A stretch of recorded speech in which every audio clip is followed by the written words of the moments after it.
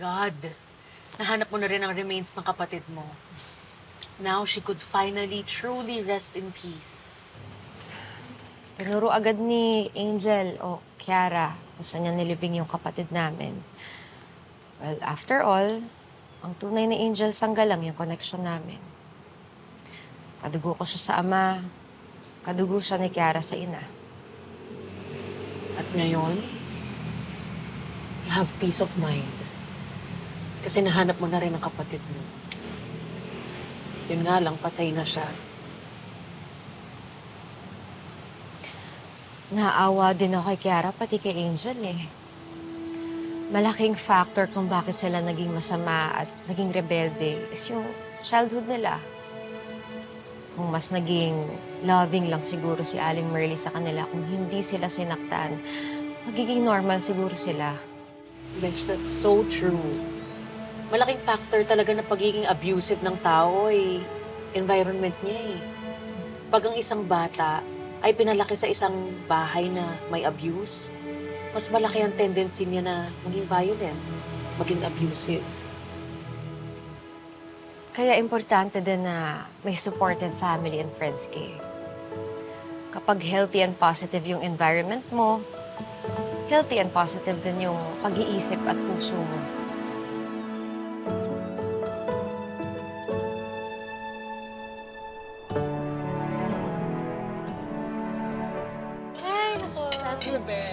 Tony, cut.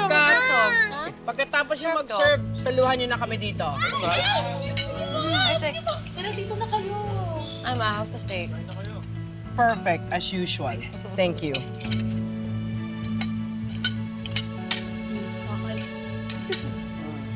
Tapi. May gusto lang sana kami i-announce si Marco.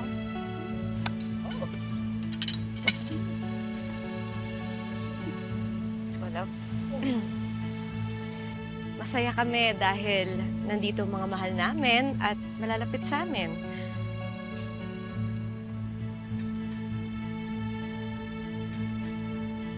And we're really grateful dahil sa kabila ng lahat ng nangyari, nakakapagsaya na ulit tayo. Sayang lang, wala dito sina Yaya Veron, Dad, at Luigi. But I'm sure magiging happy sila sa good news namin. Anong good news yun, Iha? Vanessa's pregnant. 3 months! We're having another child! Hey, Daddy! Kakaroon na po ako ng kapatid. Yes, mag-iate ka na ulit! Congrats, bro! Thank you! Congrats, kuya. Ikaw, ha? Hindi ko sinasabi sa inyo. Nagtago. Besh, alam mo na, ninang ako ulit. Oo naman. Ako ninong din ha, pero dapat partner kami. May partner. So happy for the two of you. O ano, do you know kung lalaki o babae na? Not yet. Hindi pa, hindi pa. Surprise. Gender reveal next time.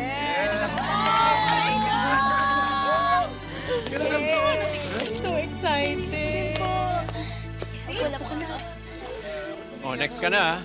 Bro, hindi pa. Hindi pa ba? Wala pa ba? Okay. Mami!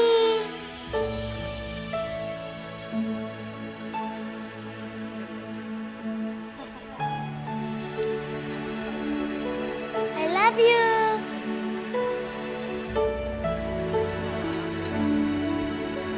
Thank you!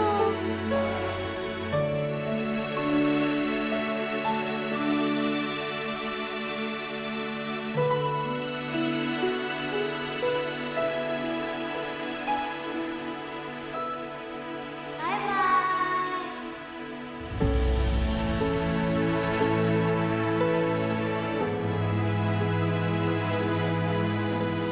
Oh, after Emma.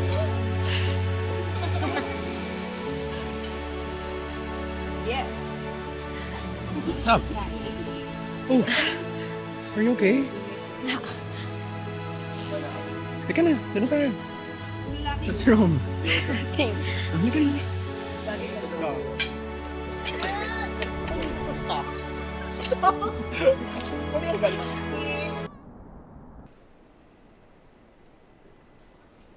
Attorney Panganiban.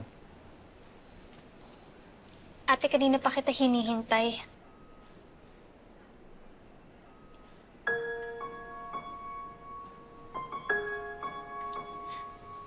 Sabi kay Mikay, maraming salamat ha. Kinukolekta ko talaga lahat ng mga artworks niya.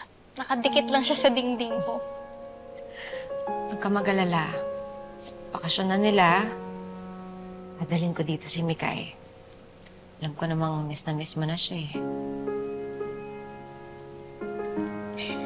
Dati iniisip ko, ate, na dinadalaw mo lang ako para siguraduhin na hindi ako makakatakas. Ate, maraming salamat ha. Binigyan mo ulit ako ng isa pang chance.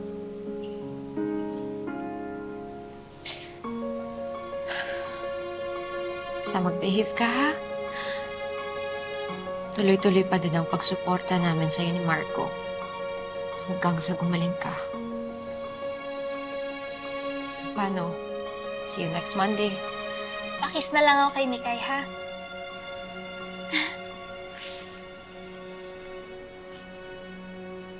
Ano hinanap mo?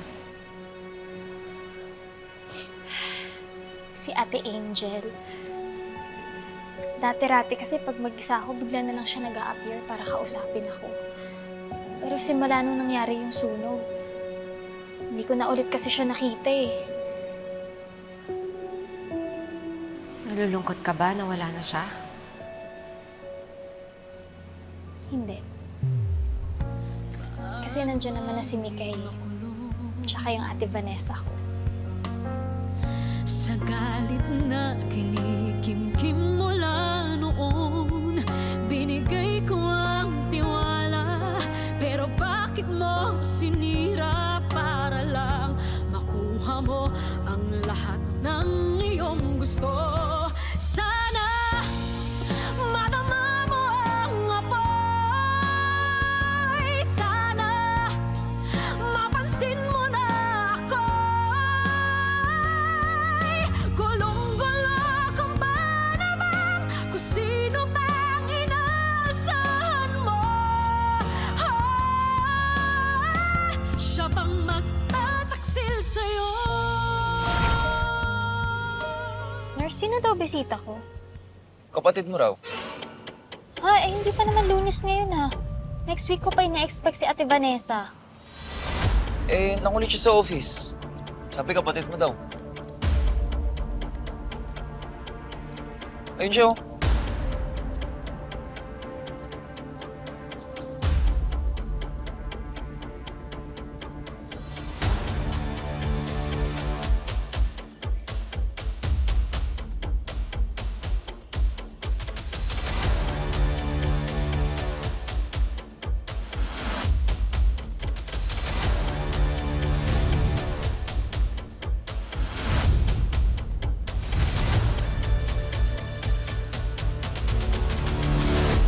Did you miss me, my dear twin sister? Carla?